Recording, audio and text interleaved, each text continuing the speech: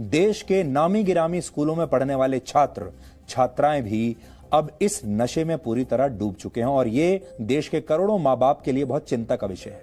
इसलिए आप ध्यान से इस खबर को देखिएगा। सबको लग रहा है कि जो छात्र घर पर हैं वो पूरी ईमानदारी से पढ़ाई कर रहे होंगे, परीक्षाओं की तैयारी कर रहे होंगे, ऑनलाइन क्लासेस अटेंड कर रहे होंगे इंटरनेट के माध्यम से। लेकिन सच ये है कि बहुत सारे छात्र इस समय का और इस टेक्नोलॉजी का दुरुपयोग कर रहे हैं। लेकिन उससे भी बड़ी हैरानी की बात यह हुई जब आज लड़कियों का भी एक ऐसा ही चैट ग्रुप सामने आ गया और उसमें भी लगभग लड़कों पर ऐसी ही अभद्र टिप्पणियां की जा रही हैं। यानी ऐसी टिप्पणियां लड़कों के चैट ग्रुप पर लड़कियों के बारे में हो रही हैं और लड़कियों के चैट ग्रुप में लड़कों के बारे में वैसी ही अभद्र टिप्पणियां हो रही हैं। अब सवाल यह है कि आखिर देश के छात्रों का यह नैतिक पतन क्यों हो रहा है। पहले विश्लेषण में हमने शराब की लत का शिकार लोगों की बात की और अब हम अश्लीलता वाली महामारी के शिकार लोगों की बात करेंगे। जो हमें जानकारी मिली है उसके मुताबिक ये सारे छात्र दिल्ली और आसपास के शहरों के उन बड़े बड़े स्कूलों में पढ़ते हैं, प्राइवेट स्कूलों में, जिनमें अपने बच्चों को पढ़ाने का सपना एक आम आदमी शायद देख भी नहीं सकता। ये स्कूल हर साल लाखों रुपए की मोटी फीस लेते हैं। एडमिशन यहां बड़ी मुश्किल से होता है और सिर्फ प्रभावशाली परिवारों के बच्चे ही यहां पढ़ते हैं। इसके बदले में इन स्कूलों में कैसे नागरिकों का निर्माण हो रहा है, इसका प्रमाण आपके सामने है। ये बच्चे इतने बड़े स्कूलों में कर क्या रहे हैं, ये आपने देख लिया। ये वो छात्र हैं जिन्हें जीवन में सारी सुविधाएं मिलती हैं। ये छात्र ऑनलाइन पढ़ाई कर सकते हैं, इंटरनेट की मदद से परीक्षाओं की तैयारी कर सकते हैं, इनके पास महंगे महंगे स्मार्टफोन हैं, ये सब। लेकिन ये ऐसा कर नहीं रहे, बल्कि इसके उलट ये छात्र अपने साथ देश का भविष्य भी दांव पर लगा रहे हैं और ये सारी सुविधाएं जो इन्हें मिली हैं वो उन सुविधाओं का दुरुपयोग कर रहे हैं।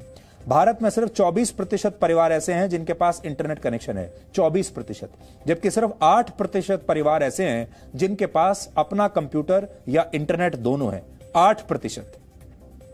यानी लॉकडाउन के बावजूद भारत के ज्यादातर छात्र आज भी चाहकर भी ऑनलाइन पढ़ाई नहीं कर सकते, जबकि जिन छात्रों के पास ये तमाम सुविधाएं उपलब्ध हैं वो पढ़ाई लिखाई छोड़कर नैतिक पतन के रास्ते पर चल रहे हैं।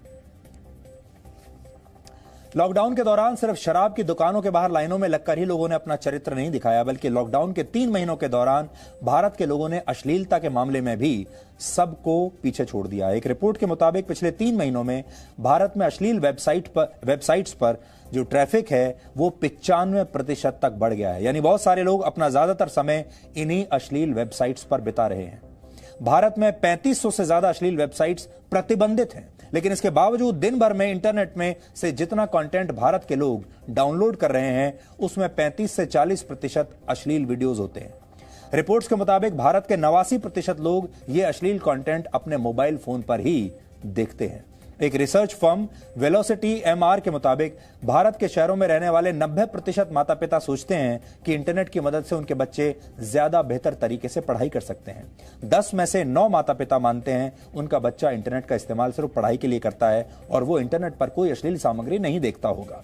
55% पेरेंट्स ने माना कि उनके बच्चे ने मोबाइल फोन का इस्तेमाल 6 से 10 वर्ष की उम्र में ही करना शुरू कर दिया था। 90% से ज्यादा माता पिता भले ही ये सोचते हों कि उनके बच्चे इंटरनेट पर सिर्फ पढ़ाई करते हैं और जानकारी बढ़ाते हैं अपनी, लेकिन आंकड़े बताते हैं कि भारत अश्लील सामग्री देखने के मामले में पूरी दुनिया में तीसरे नंबर पर है। भारत के अलावा अमेरिका और ब्रिटेन में सबसे ज्यादा अश्लील कंटेंट देखा जाता है। कुछ वर्ष पहले बेंगलुरु के 10 स्कूलों में 400 छात्रों के बीच किए गए एक सर्वे में पता चला था कि 10% छात्रों ने 10 वर्ष की उम्र तक आते आते इंटरनेट पर अश्लील सामग्री देखना शुरू कर दिया था। सस्ता डेटा भारत के लिए वरदान साबित हो सकता था, लेकिन इस सस्ते डेटा की आड़ में भारत के छात्र और भारत के युवा एक प्रकार के मनोरोग का शिकार बन रहे हैं और इस रोग से छुटकारा पाना बहुत ही जरूरी है। ब्रेक से पहले हम अश्लीलता के नशे की बात कर रहे थे और खास तौर पर हम देश में जो करोड़ों माँ बाप हैं, जो पेरेंट्स इस समय हमें देख रहे हैं, उनसे हम ये बात कहना चाहते हैं कि आपके सावधान रहने का समय आ गया है। आपकी जिम्मेदारी और आपका फर्ज सिर्फ वहीं पूरा नहीं हो जाता जहां आप ये सोचते हैं कि आपने अपने बच्चे का एडमिशन एक अच्छे स्कूल में करा दिया, उस बच्चे को इंटरनेट दे दिया, पढ़ने लिखने की तमाम सुविधाएं आपने उसको दे दी, उसे एक स्मार्टफोन दे दिया, आपने लैपटॉप भी दे दिया और टैब भी दे दिया। लेकिन इसके बाद भी आपको ये लगातार देखते रहना होगा कि आपका बच्चा चाहे स्कूल में हो या कॉलेज में हो, वो इन सारी सुविधाओं का इस्तेमाल कर रहा है या दुरुपयोग कर रहा है। दूसरी जो बात है, इससे पहले हम सिर्फ लड़कों को दोषी मानते थे और कहते थे कि जो लड़के हैं वो लड़कियों के बारे में गलत राय रखते हैं, अश्लीलता की बातें करते हैं, और जैसे इस लड़कों के चैट ग्रुप में जो बातें हो रही थी वो ऐसी हैं जिसके बारे में बात करना भी मुश्किल है।